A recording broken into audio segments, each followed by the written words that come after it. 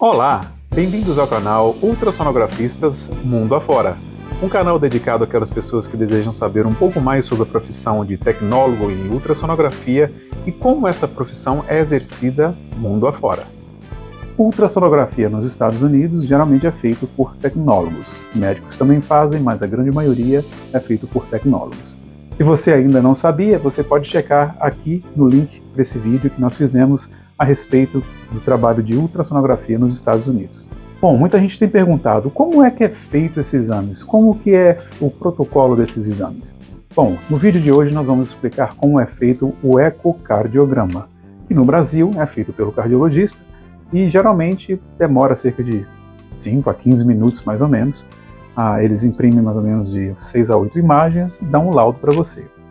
Bom, aqui é um pouco diferente. Nós temos que cumprir um protocolo que geralmente vai de 80 a 120 imagens, demora cerca de 35 minutos e pode chegar até 1 hora, dependendo do paciente. Depois desse exame, nós fazemos um laudo preliminar para o cardiologista e assim o exame é finalizado.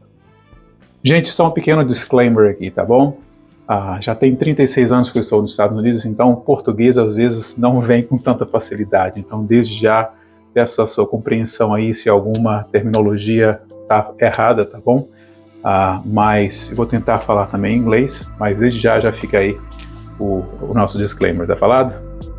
Sem mais delongas, vamos então ver como é feito o ecocardiograma aqui nos Estados Unidos.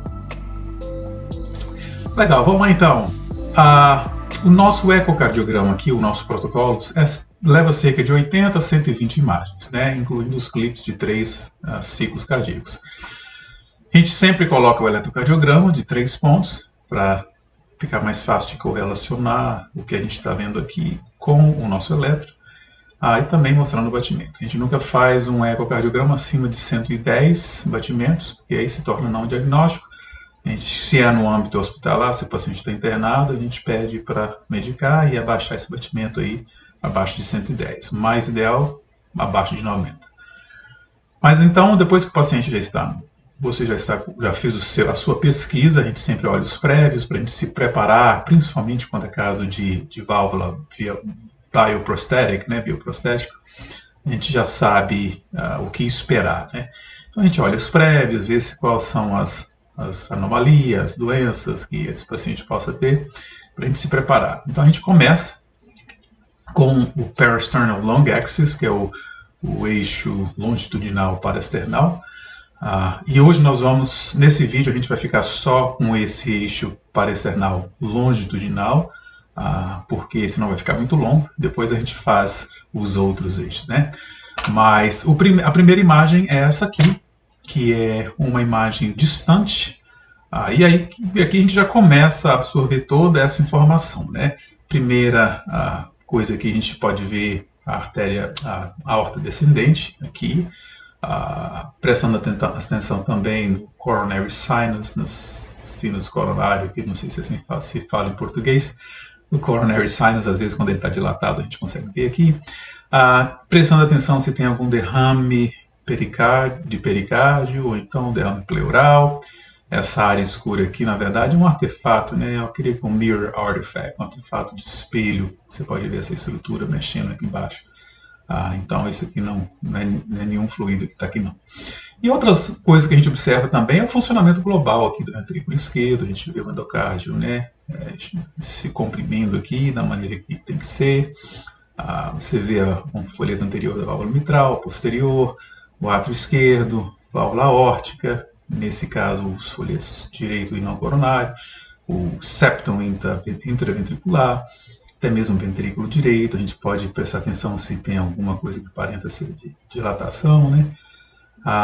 E assim a gente vai absorvendo toda essa informação, né, e vai mantendo isso em mente. Próxima imagem que a gente é a mesma imagem, porém meio que zoomada, né? Dá uma chegadinha de perto, dá para ver ainda melhor aqui as estruturas, né? Esse não é o plano melhor para ver prolapso de válvula mitral, mas dá para se analisar, a gente já começa a ver alguma coisa, né? Desse tipo, né? Começando a se preparar. Próxima imagem que a gente faz o diâmetro do átrio esquerdo.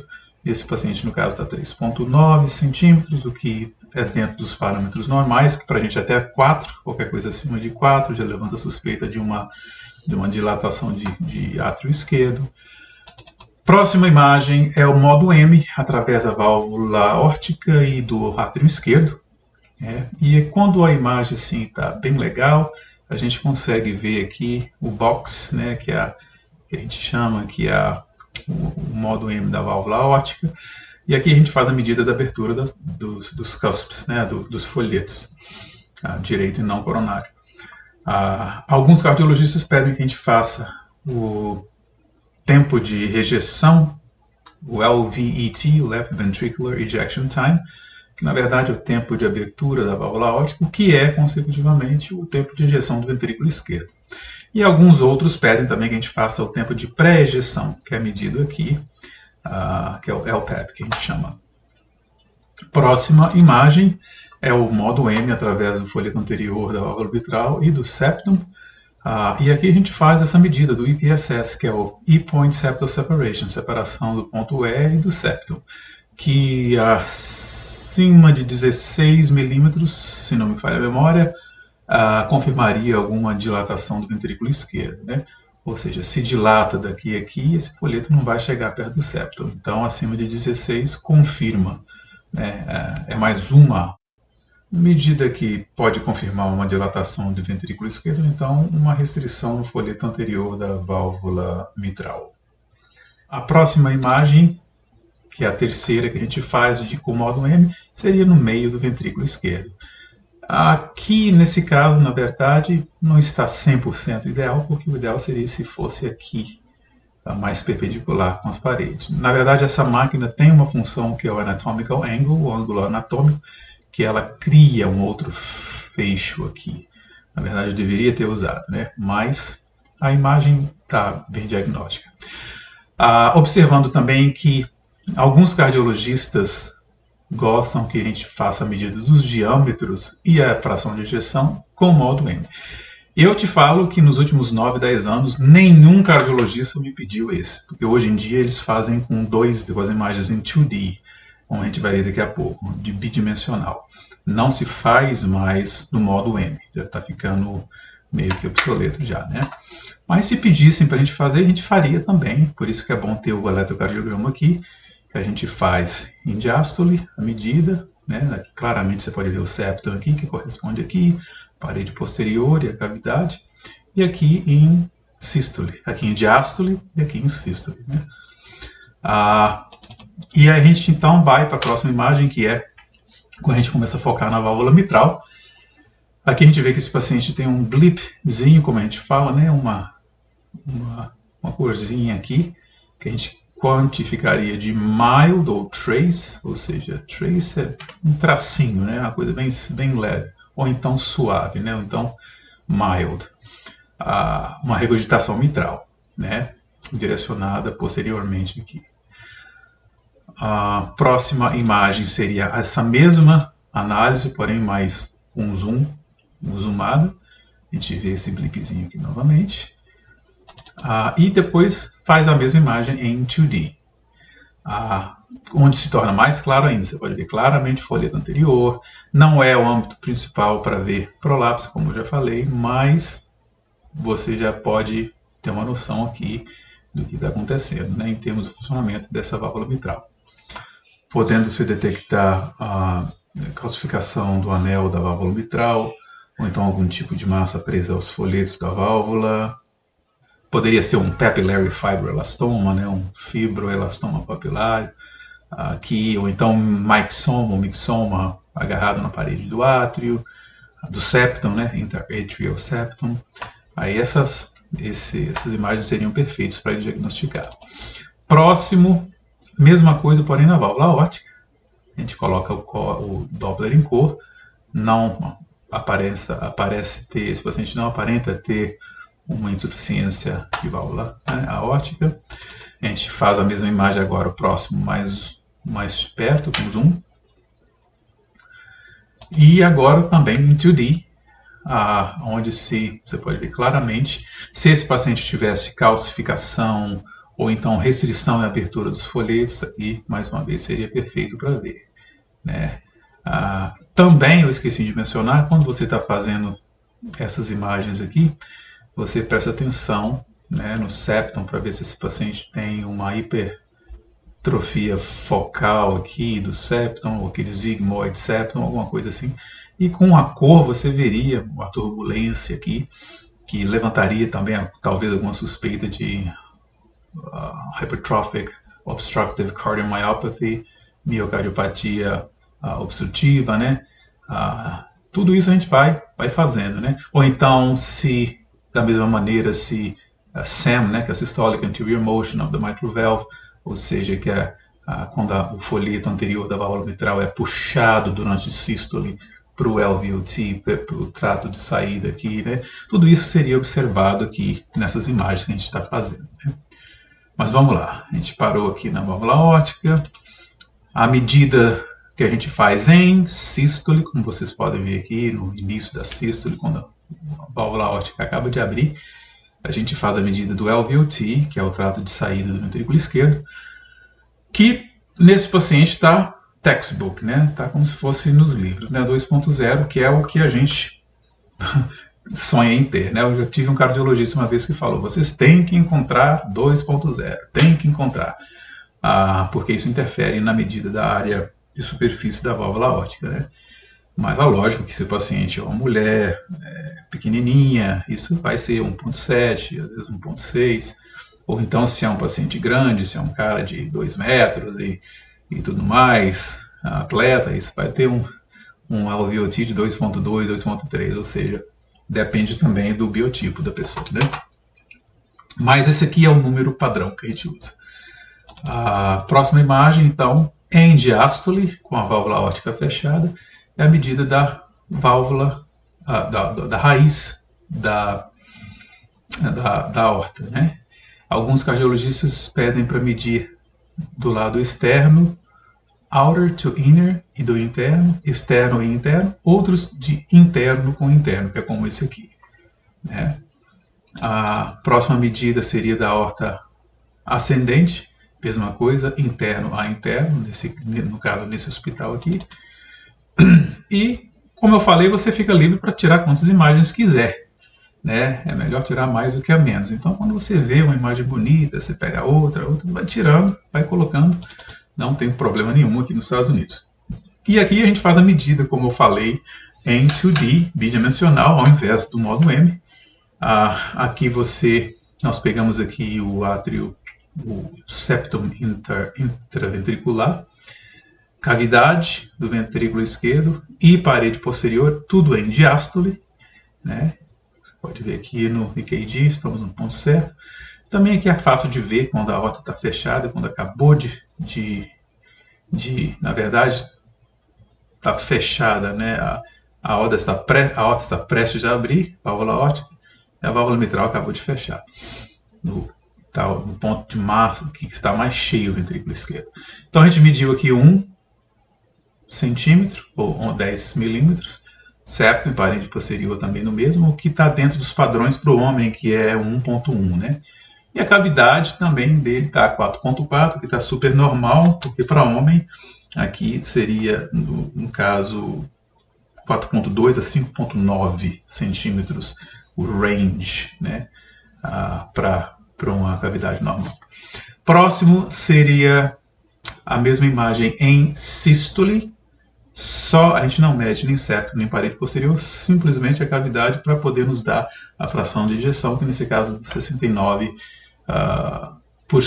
que está dentro dos padrões normais, que é de 55 a 75 aqui no caso. Próximas imagens seriam, aqui a gente coloca uma cor, um Doppler de cor no septum intraventricular. Nesses 9, 10 anos que eu trabalho, eu nunca peguei um shunt, né, uma anomalia na parede, no septum. Já peguei várias no septum interatrial, entre os átrios, mas nenhuma entre os ventrículos, né? Mais uma vez, uma imagem aqui do peristernal long axis. E aí a gente angula para o lado direito, da perna direita do paciente, ou da bacia, para abrir a válvula tricúspide, que aqui está em 2D, colocamos cor, Doppler em cor, o que vocês podem ver aqui que tem um blipzinho também, que a gente consideraria talvez mild, leve, uma regurgitação tricúspide leve. Para obter uma análise desse fluxo de regurgitante, que a gente coloca uma onda contínua, um Doppler de onda contínua, que nos dá 2,5 metros por segundo, ou 250 centímetros por segundo.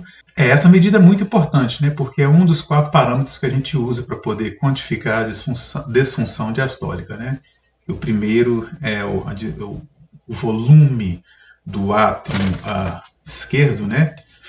Cujo normal seria, o volume normal seria até 34 mililitros por metro quadrado, indexado ao BSA. Qualquer coisa acima de 34 seria dilatado.